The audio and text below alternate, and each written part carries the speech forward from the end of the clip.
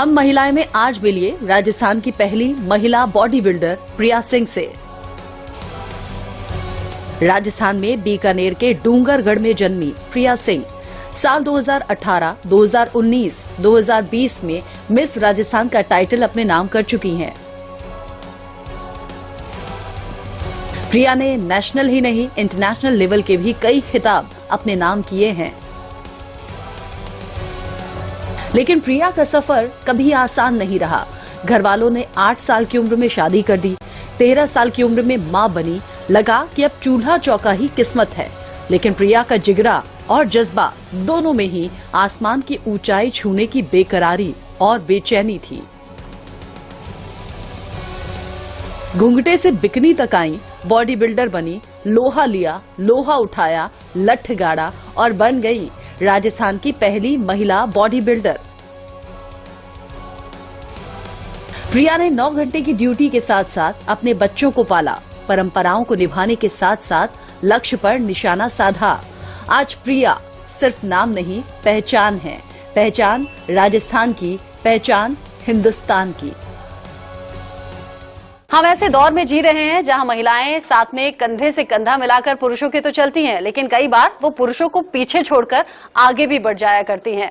हम महिलाएं के आज के एपिसोड में आपका बहुत स्वागत है। आपके साथ मैं रचना बंसल। चूंकि मैंने महिलाओं के हर क्षेत्र में आगे बढ़ने की बात कही है, तो आज का वो दौर जब पुरुषों को पछाड़ते हुए, चाहे वो खेल का मैदान हो या फिर वो नौकरी हो या फिर वो व्यापार हो, कई ऐसी महिलाएं हैं जो प्रेरणा साबित होती हैं। और आज हमारे साथ स्टूडियो में ऐसी ही एक प्रेरणादायक महिला हैं, प्रिया सिंह, जो कि अब किसी परिचय की मोहताज नहीं है। सोशल मीडिया पर इनके खूब चर्चे हैं। बात बॉडी बिल्डिंग की होती है तो आपका नाम इन दिनों सबसे पहले आ रहा है। प्रिया सिंह, जो कि नेशनल इंटरनेशनल कई कॉम्पिटिशन्स जीत चुकी हैं। और सबसे हैरानी की बात यह कि वो राजस्थान से आती हैं। आगे मैं बहुत ज्यादा कुछ नहीं बताऊंगी, प्रिया सिंह आपको अपने बारे में खुद बताएंगी। प्रिया, आपका बहुत बहुत स्वागत है। Thank you so much ma'am. आज तो आपके पास बहुत से मेडल्स हैं, बहुत से सर्टिफिकेट हैं, बहुत से नेशनल और इंटरनेशनल कंपटीशन जीतकर आप मिसाल बन चुकी हैं। लेकिन आधी आबादी, यानी कि देश की आधी आबादी, हम महिलाएं ये जानना चाहती हैं कि प्रिया सिंह के लिए ये सफर कैसा रहा, कहां से शुरुआत हुई? क्योंकि बॉडी बिल्डिंग तो एक बड़ा अलग सा फील्ड है। कैसे मन में आया उस राजस्थान से जहां घाघरा होता है, चोली होती है, दुपट्टा होता है, घूंघट होता है, कि मैं बॉडी बिल्डिंग में हाथ आजमाऊं? राजस्थान आप एक तरह का सोच लिए कि पुरुष प्रधान स्टेट है और वहाँ पे महिलाएं अपनी इच्छा से तो सांस भी नहीं ले सकती। घूंघट में बहुएं आती है और घूंघट में ही मर जाती है। और ऐसा कल्चर है कि आप देखो कि सास से बहू घूंघट निकालती है। मेरी मम्मी आज भी निकालती है और बड़ी ननद से निकालती है। शादी के बाद में 5 कलर होते हैं हमारे, रेड, मैरून, ऑरेंज, येलो और पिंक। इसके अलावा आपकी जिंदगी में कोई कलर नहीं है। अपनी इच्छा से बाहर नहीं जा सकते, मतलब पूरी जिंदगी चेंज हो जाती है। अगर सब्जी लेने भी जाना है तो अंदर से परमिशन लेनी पड़ेगी कि हम सब्जी लेने बाहर जाए। घर पे बेल बजाए तो माँ बेटी से कहेगी कि पहले दुपट्टा लगा फिर गेट खोल। तो ऐसे जगह से आना मेरे लिए बहुत कठिनदायक है। बॉडी बिल्डर बनना तो इसलिए था कि देखो मैं बाल विवाह सर्वाइवर हूँ। अच्छा। हाँ, और मेरी 8 साल की एज में शादी हो गई। 5 क्लास तक मैं पढ़ी हूँ। उसके बाद मैंने कोटा ओपन यूनिवर्सिटी, सुना होगा आपने, मैंने उससे ओपन से स्टडी की है। और 13 साल की मैं माँ बन गई थी। उसके बाद में आप ये सोचिए कि ऐसा कोई काम नहीं है जो मैंने नहीं किया हो। खेतों में मजदूरी की है, बकरी मैंने चराई है, सर पे पानी मैंने उठाया है, लकड़ियां लाई हूं मैं, गोबर थापा है मैंने, गोबर लिपा है। ऐसा कोई काम नहीं जो मैंने नहीं किया हो। उसके चलते ऐसा एक जिंदगी ऐसे फ्लॉप सी हो गई थी। तो जिंदगी में ऐसा थोड़ा सा लगता भी था कि यार कुछ देखा ही नहीं, शादी क्या होती है। और जब छोटी उम्र में माँ बनी तो मम्मी संभालती बच्चे, मुझे कुछ पता ही नहीं।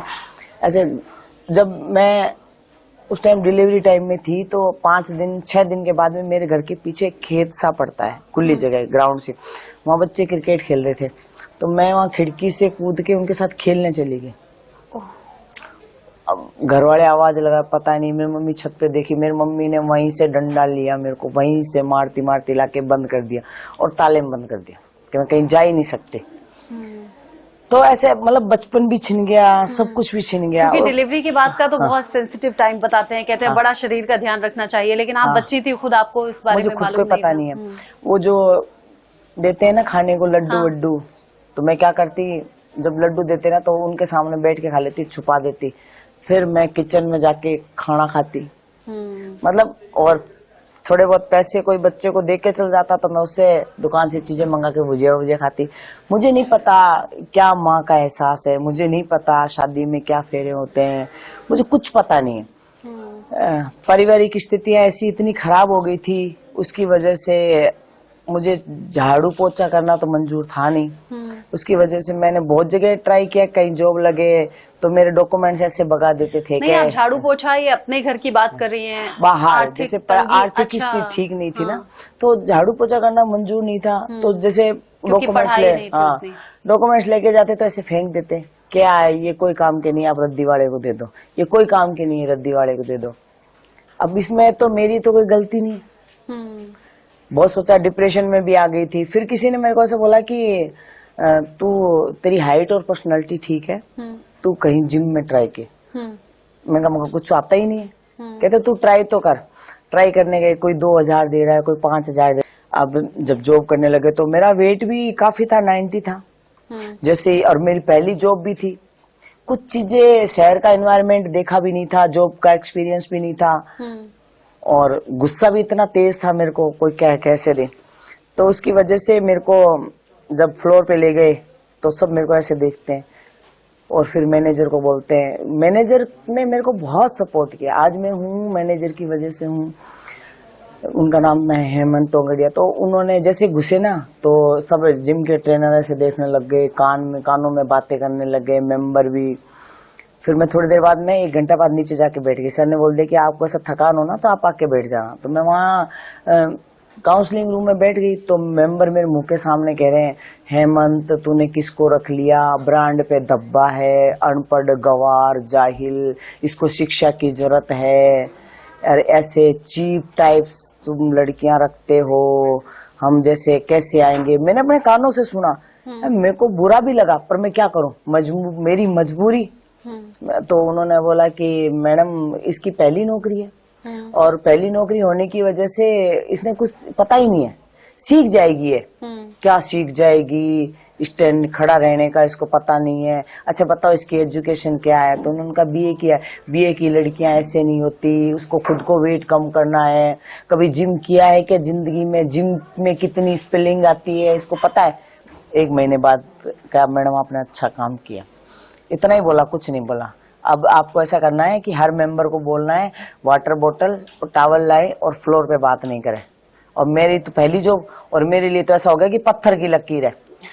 मैं सबको बोलती अंदर नहीं जा सकते।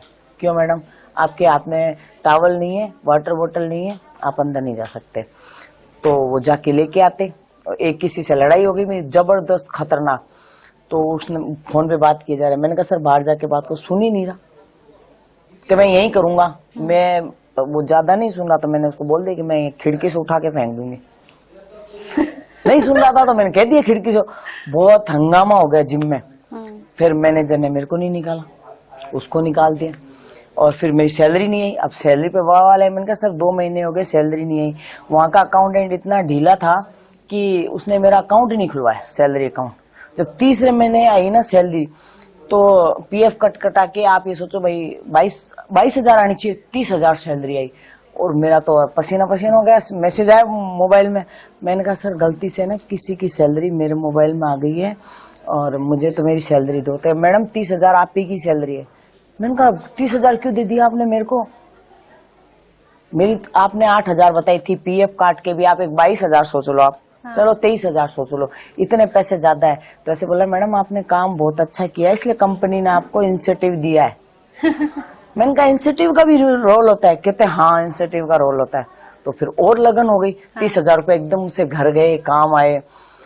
फिर अब ऐसे बोला अब आप सीख गए? मैंने कहा हाँ थोड़ा थोड़ा। कहता अब आप पर्सनल ट्रेनिंग बनाते हैं। तो शुरू में 2 क्लाइंट जिम से मिलते हैं, तो मेरे को 2 क्लाइंट मिले। मैंने 1 ही महीने में 15 क्लाइंट कर दिए। ओह, 1 ही महीने में। ऐसा क्या था कि आपके पास ज्यादा क्लाइंट आ रहे थे? मोटिवेशन, ऑब्वियसली मैं फ्लोर पे खड़ी रहूंगी, सबको गाइडेंस करूंगी, तो फिर मैं उनको बोलती कि मैडम मैं ना पर्सनल ट्रेनर बन गई, अब तो आपको और अच्छी एक्सरसाइज कराऊंगी, आप पर्सनल ट्रेनिंग ला। तो वो कहते हैं हाँ प्रिया, वैसे भी तुम 1 महीने से करा ही रही हो, चल ले लेते हैं। अच्छा, आप ये बॉडी बिल्डिंग और इसकी तैयारी के बारे में बात करेंगे। कॉस्ट्यूम की चूंकि बात आई है, मैं पूछने वाली थी, जब आप जिम में ट्रेनर की तरह गई थी तो आपकी कॉस्ट्यूम क्या थी? क्योंकि राजस्थान की कॉस्ट्यूम तो जो पारंपरिक होती है वो हमने अभी जिक्र किया, घाघरा होता है, चोली होती है, घूंघट होता है, ओढ़नी होती है। नहीं, लोअर टी शर्ट पहनती थी मैं। अच्छा, और जब 90 kg था तो वो कितने दिन में कम किया और कितना कम किया, जो और लोग इतना ज्यादा प्रभावित हुए कि आपको पर्सनल ट्रेनर रखने के लिए उन्होंने बोला? वो एक तरह का चैलेंज हो गया था। जब ट्रेडमिल पे भागते ना तो ट्रेनर हंसते, एक्सरसाइज करते ना तो ट्रेनर हंसते कि इसकी टी शर्ट ना पेट पे ही खड़ी हो गई। तो मैंने 1 महीने में 9 किलो वजन कम किया।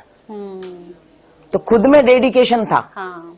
कि भी बोला कैसे, वो चीज थी ना, अरे गवार है, ब्रांड पे धब्बा है, इसको पूछो तो सही जिम में कितनी स्पेलिंग आती है। वो चीजें आज भी यहाँ है दिल में। पर आपने प्रूव किया ना, आपने जवाब दिया। फिर जब बॉडी बिल्डिंग के कंपटीशन की बात आई, आपके खुद के मैनेजर हंसने लगे कि नहीं ऐसा नहीं हो पाएगा, राजस्थान का कल्चर ये है, इस कल्चर से निकलकर तुम्हें जाना है। फिर आगे क्या हुआ और घर वालों का क्या रिएक्शन? तो फिर जिद हो गई एकदम।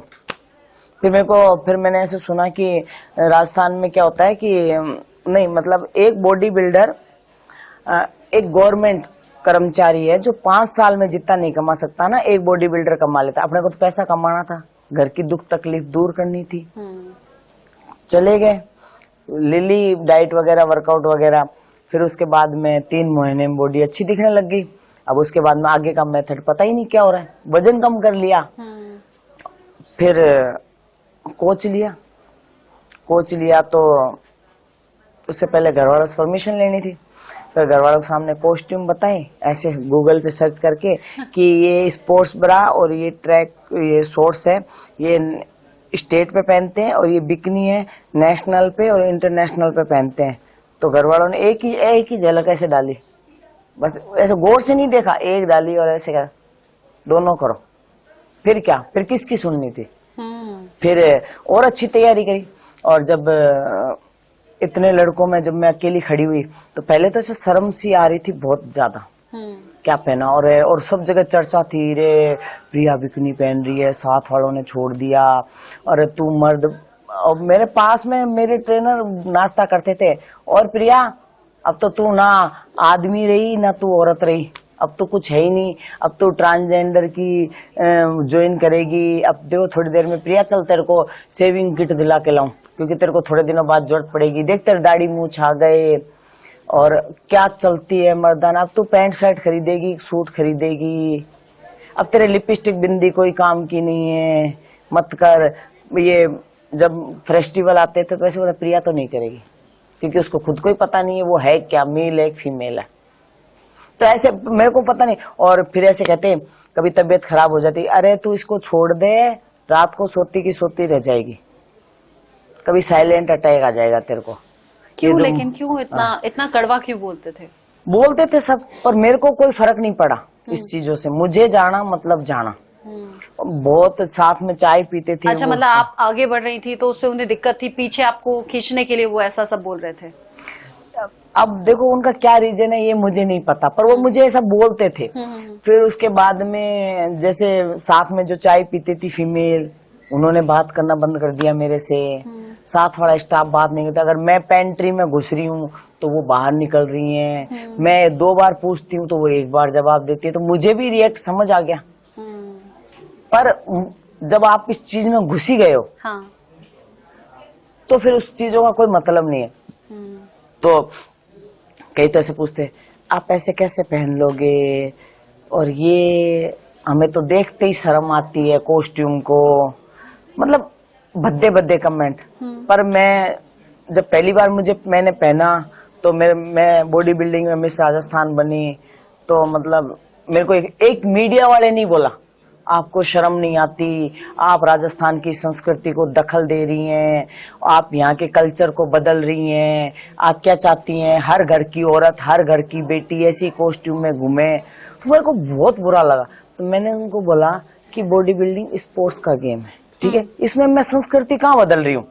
मैं कोई ये कॉस्ट्यूम पहन के रोड पे थोड़ी ना चल रही हूँ, ये तो कॉस्ट्यूम है। और अब मैंने कहा आप लोग ये ऐसे सवाल जवाब करोगे, तो मैंने कहा दुनिया का तो सवाल जवाब करना ही वाजिब है, और मुझे नहीं लगता मैं गलत हूँ। आपको गलत लगता है तो आप मत देना न्यूज में, और आप मुझसे ये सवाल पूछ रहे हो ना, तो आपकी नजरें मेरी तरफ गलत है, तो गलत चीजों को कभी नहीं छापना चाहिए। एक फीमेल के जिंदगी में बहुत से चैलेंजेस होते भी हैं, किसी के में ज्यादा होते हैं। आपके सुनकर समझ में आ रहा है कि वक्त वक्त पर ये संघर्ष का सामना आपने किया है। एक फीमेल के लिए बहुत इंपॉर्टेंट होता है उसका मायका भी, उसका ससुराल भी। आपने बताया कि दोनों ही जगह सपोर्टिव रहे। अब चूंकि शादी हो गई आपकी, तो बच्चों और हस्बैंड को लेकर कुछ बताइए। देखो, बच्चों का, मेरी बेटी नहीं हो तो आज मैं नहीं हूँ। सबसे बड़ी बात, मैं घर से 5:30 बजे निकल जाती हूँ, रात को मैं 10 बजे घुसती हूँ, दिन में 12:30 बजे आती हूँ, वापस 3 बजे निकल जाती हूँ। मेरे चाहे तो मेरे घर वाले भूखे मरो, तो उसने सब कुछ संभाला है। जैसे मैं उठती तो 10 अंडे, एप्पल, ओट्स बैग में, ब्लैक कॉफी, फिर आफ्टरनून में जब मैं आती तो मेरे लिए, वो खुद वेजिटेरियन है पर मेरे लिए नॉन वेजिटेरियन खाना बनाना। फिर जैसे मैं शाम को जगती थोड़ी देर 1 घंटा रेस्ट करके, तो मेरे लिए ब्लैक कॉफी, फिर इवनिंग स्नैक में वो जो भी मैं खाती वो रखती। फिर रात को आती तो फिर वो नॉन वेज बना के रखती। और एक संडे मिलता तो मैं सोचूं यार बेड पे ही सोते रहो, तो वो रखती। अगर वो नहीं हो तो मैं नहीं हूँ। एक बेटी को माँ बनाती है, पर पहली बार ऐसा हुआ एक बेटी ने एक माँ को बनाया। वही जब आप बोल रहे हैं कि इस तरीके से ध्यान रखती है, तो सुनकर यही लग रहा है कि अच्छा, बेटी भी माँ की ऐसी केयर करती है क्या? मेरी बेटी नहीं हो तो मैं नहीं हूँ। कितने बच्चे हैं आपके, एक बेटी के अलावा? 2 बच्चे। दूसरा बेटा है। हाँ। बीच में मेरे पापा को 2 साल कैंसर हो गया था, तो इस वजह से मैं बॉडी बिल्डिंग नहीं कर पाई। मेरे घर की थोड़ी सी आर्थिक स्थिति ठीक नहीं है, उसकी वजह से मैंने मेरे भाई की हेल्प की थोड़ी। तो मेरे पापा बोलते हैं कि मेरे को प्यार से पप्पी बोलते हैं, ऐसे बोलते हैं सबको, मेरे पप्पी तो बेटी नहीं मेरे बेटा है। और आज मैं मेरी पप्पी की वजह से ऐसे हूँ। अब तो बामन विदेश घुमा लाए, तो मेरे घर में खुशी का माहौल है, और मेरे को भी अच्छा लगता है कि चलो ज्यादा नहीं तो मैं राजस्थान जैसे स्टेट में 2% तो लोगों की सोच बदल पाई। और जहां बाड़मेर, जैसलमेर, जहां बाल विवाह थालियों में बिठा बिठा के कन्याओं की शादी करते हैं ना, वहां से लोग आपके लिए मिलने आते हैं उस कॉस्ट्यूम में देख के, तो मेरे को इतनी खुशी होती है कि यार मैं थोड़ी क्या, मैं बहुत सोच बदली हूँ। क्योंकि कॉस्ट्यूम मायने नहीं रखता, इंसान की सोच मायने रखती है। मैंने अपना बिकनी का पूरा कॉस्ट्यूम डाला है जिसमें मेरे को मेडल लगा है, और किस जगह से हूँ वो भी डाला है। तो लोग आते हैं तो ऐसे कहते हैं कि आप इसके सर पे हाथ रख दो, आपकी तरह बॉडी बिल्डर बनेगी है। अरे वाह। तो मेरे को इतनी खुशी होती है कि मैं 2% तो कहीं ना कहीं समाज और सोसाइटी की सोच तो बदली है मेरे लिए। और इस चक्कर में अगर मैंने जितने दुख देखे हैं ना, सोचो, तो उसको मैं एक भूल जाती हूँ कि कहीं ना कहीं मैं उन बेटियों के लिए योगदान तो बनी। मीडिया कई बार क्वेश्चन करती है, मेरे पापा मेरे सामने खड़े हैं अभी कुछ दिन पहले, मीडिया ऐसे कह रही है, प्रिया जी आपसे एक सवाल करना है कि आप बाल विवाह जैसे चुंगल में फंसी। मेरे पापा मेरे सामने बैठे, मेरे पापा कितना सा मुंह हो गया, आप बाल विवाह जैसे चंगुल में फंसी है, और आप बेटियों के लिए क्या प्रेरणा बन के क्या कहना चाहेंगे उन माँ बाप को, ऐसे माँ बाप को जो अपनी बेटियों को बाल विवाह में धकेल देते हैं। तो मेरे को भी बुरा लगा, क्योंकि चाहकर देखो कोई अपने शरीर का हिस्सा छोटी उम्र में अलग नहीं करता। मैंने उनसे यही कहा कि देखो, बाल विवाह उस टाइम की परंपरा थी, ठीक है, और चुंगल में फंसना तो देखो ये बहुत गलत है। चुंगल में कोई नहीं फंसता, एक पिता की मजबूरी रही है, गरीब पिता है, उसकी मजबूरी रही है कि एक शादी में मैं 2 बेटियों की शादी कर दूं तो मेरा खर्चा बच जाएगा, ठीक है, तो उसने ये सोच के शादी कर दी। कोई चाहकर अपनी 2 बेटियों की शादी नहीं करता। मैं बाल विवाह सर्वाइवर हूँ, मैं अपने पिता को दोष नहीं देती। हाँ। क्यों नहीं देती? मैं ड्राइवर की बेटी हूँ, मेरे घर की अर्निंग स्थिति ठीक नहीं है, और ठीक नहीं थी और आज भी नहीं है। जहां जिस घर में 2 सब्जी बनती है, हो सकता है मेरे घर में एक टाइम में चटनी बनती हो, तो इसका मतलब ये थोड़ी ना है कि भाई हम 24 घंटे भाई हमारी चटनी में ही रोटी खिला रहे हैं बेटियों को। मजबूरी है वो, इसलिए वो चटनी में रोटी खा रही है। उसी तरह मेरे फादर की मजबूरी रही है कि उन्होंने मेरी बड़ी बहन के साथ मेरी शादी कर दी, और शादी करने के बाद में पढ़ाई को छोड़ना पड़ा। पर मैं आज जहाँ खड़ी हूँ ना, मैंने अपने फादर का सपना पूरा कर दिया ना, तो मैं खुश हूँ, मेरे फादर खुश हैं। आपने सिर्फ फादर का नहीं, अपना नहीं, बल्कि देश की कई महिलाओं के आंखों में वो सपने दे दिए हैं जिन सपनों के बारे में वो सोच भी नहीं सकती। 8 साल की उम्र में आपकी शादी हो जाना, 13 साल की उम्र में पहला बच्चा हो जाना। घर गृहस्थी में रहने वाली प्रिया ने सोचा कि मुझे जिम ट्रेनर बनना है, मुझे बॉडी बिल्डर बनना है, जो लोगों की सोच में भी दूर दूर तक नहीं होता। और आज आपने एक एग्जाम्पल सेट किया है, और आपने बिल्कुल ठीक कहा, भले ही वो थोड़े से लोग हों, लेकिन आपने उन लोगों की सोच बदली है। आज बहुत से माँ बाप ये होंगे जो कहते होंगे कि हाँ, हमारी बेटी प्रिया सिंह जैसी बनेगी। अब अंत में, चूंकि हम प्रोग्राम के अंतिम पड़ाव में हैं, अगर प्रिया कर सकती हैं तो देश की बाकी महिलाएं भी कर सकती हैं। हम महिलाएं के दर्शकों को आपका संदेश। मैं तो सबसे यही कहूंगी, मैं बॉडी बिल्डर हूँ ना, सारी महिलाएं बॉडी बिल्डर बन जाए और क्राइम रुक जाएगा, सीरियसली में रुक जाएगा।